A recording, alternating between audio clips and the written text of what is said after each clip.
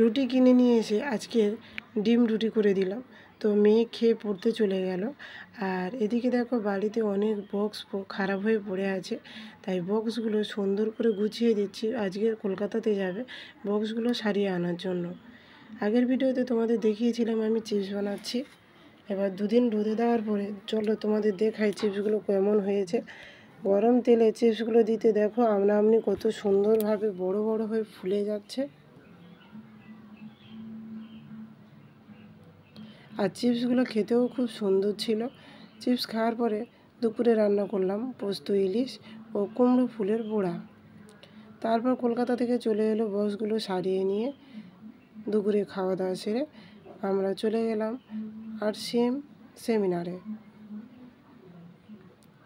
সেখানে মিটিং ছিল, আমরা দুজন চলে গেলাম। তো বন্ধুরা দেখা হচ্ছে আর একটা পরের ভিডিও নিয়ে। ততক্ষণ সবাই ভালো থাকবেন, সুস্থ থাকবেন, টাটা।